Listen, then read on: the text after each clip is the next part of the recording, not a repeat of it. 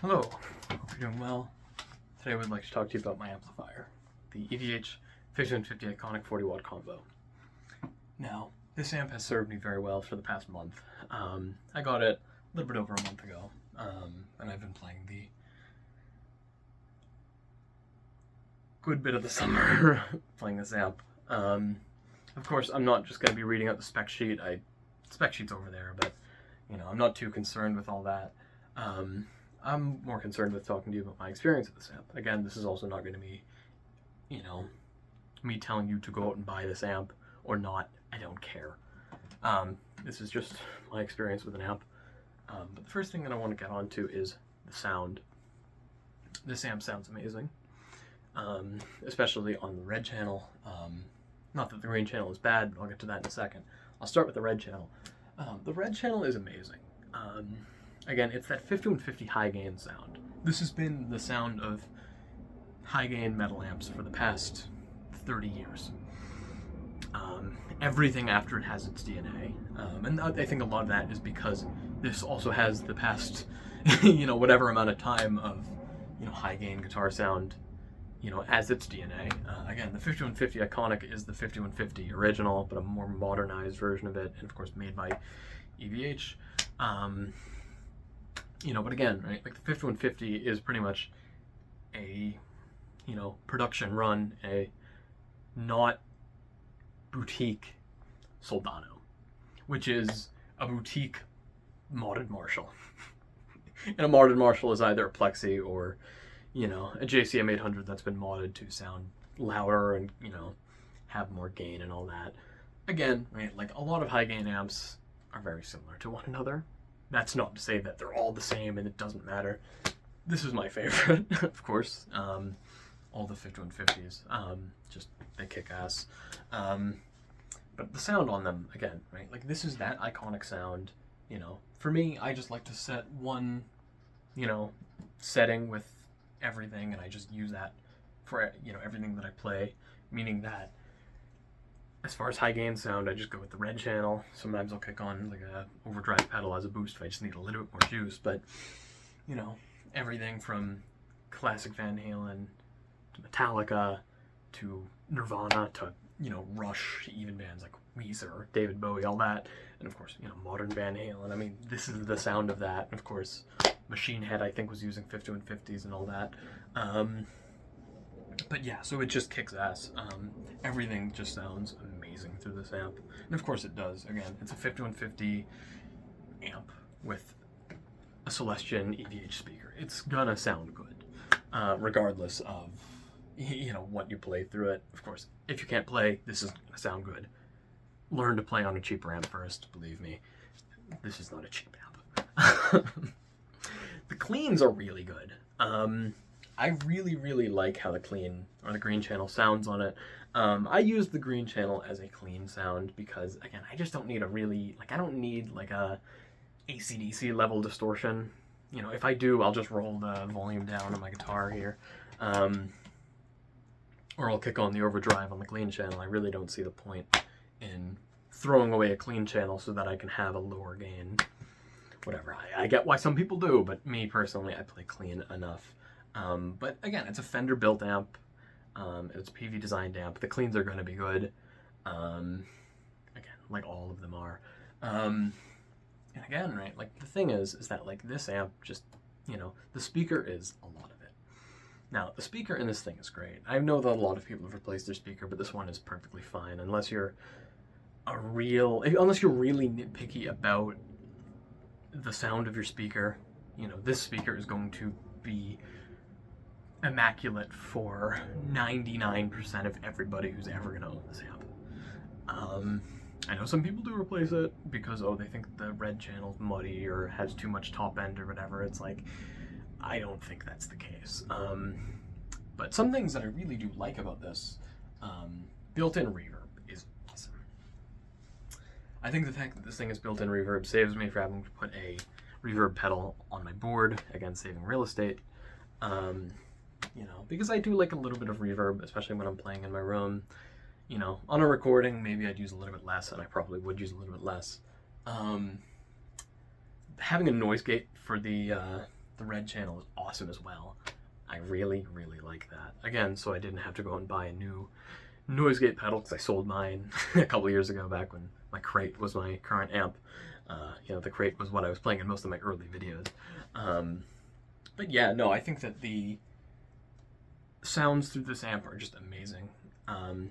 It's really loud as well. It can get really loud. I like how this thing has a 1/4 watt mode. That's what I usually use, so that I can push the volume a little bit more, make the amp work a little bit harder when I'm just playing in here and I just want like a normal bedroom volume. But of course, if I need more sound, if I'm going to play live with this thing, which eventually I will, I can just hit full wattage mode. 40 watts is loud. Now, my previous amp was a Boss Katana 50 watt amp. That's the way it is. This thing being 40 scared me a little bit when I first got it. And I'm like, would that mean that it would be quieter than the Katana? The answer to that is no. 42 watts is loud. This is the same reason that you can play live on a 5 watt tube Marshall amp, or even a 1 watt tube Marshall amp, although I probably wouldn't. But 42 watts is about the equivalent of like 200 solid state watts. This thing is loud. Now, going on from that and using this thing in contexts that aren't just my bedroom, the next thing I need to talk about is the weight. The Boss Katana is very light. I think it's about 20 something pounds, probably closer to 30. It's a fairly light amp. This thing is a hulking beast. It's 53 pounds, I think. Yeah, it's a little bit more than 50 is my point. It's not a quiet amp at all. And I think that, like, for what this thing is, I don't take this thing to band practice. I don't. This thing stays in my room, even at rehearsal and stuff. My friend, in his basement, I have my old crate amp. Again, the one that I shot my early videos with. But yeah, like, this thing is really heavy. Now, playing live, that's not going to be a problem because I'm going to be willing to take it, but like every time I need to go to rehearsal, it's just not worth it. And I wasn't just going to let the amp sit at his house because, again, I spend more time at my house than I do at his. One of the other things, I think the name is really silly. The 5150 Iconic. I get why it's called that. I get why they didn't call it the Classic, although I think the Classic sounds better. I just wish they called it like the 5150 Retro or the 5150 Throwback or something, or like Vintage Modern or whatever. I just think that Iconic sounds so silly. Like, it makes it sound like it's one of those, like, Nintendo, like, what do you call it there? Like, Nintendo, like, Classic Edition or whatever. Like, when they made the Super Nintendo and the NES. Like, it's a silly name. Of course, what's in a name? I still just call this a 5150. On the front, it just still says 5150. It doesn't really matter. It's not like those PV ones that are like 1992 original or whatever. But again, going back to the PV thing, this thing was $900. $900 is a lot of money. You can buy a small used vehicle for that price. Again, you're not gonna buy a Ferrari for that price. But you can buy something with wheels for that money. Of course, this was a graduation gift. This is what I got for finishing school. Now, am I incredibly grateful to have this? Oh yeah. I would have never expected this to ever come to my possession. I never even thought I'd end up getting a tube amp. Never mind having one this young. I've been playing guitar about 6 years, and I recognize that most guitar players 6 years into playing don't get a tube amp. But again, right, like the PV 5150, the head in 1992 was also $900. And that's about $2,000 in today's money. $2,000 will get you the head and the cab. Like, the EVH ones. Now, am I going to say that, you should buy an original PV or the 1992 reissue, or you should just buy a 5153? I don't know. That's up to you. I'd say that this is what I would buy. If I were given $900, I wouldn't go use with, getting a, PV or anything else, or a 5153 or anything. this is good enough for me. You know, going from the Boss Katana, going from the crate, going from everything else, this amp rocks. And I love having to be able to, you know, dial in stuff and whatnot. But again, right, like this amp just whoops ass. I love it. I use it every day, all the time. Again, I've sunk probably, you know, a little bit more than 100 hours on this thing already, and I've not even owned it a month. Probably more than that. But again, this amp is awesome. I've had no issues with it yet. I love how it has the XLR output, so even at night I can plug into my interface and just rock and roll with that. It is an awesome amp. I have no issues with it. I love it. Do I think that it's the amp for everybody and that you should not get another amp and you should just get this instead? No.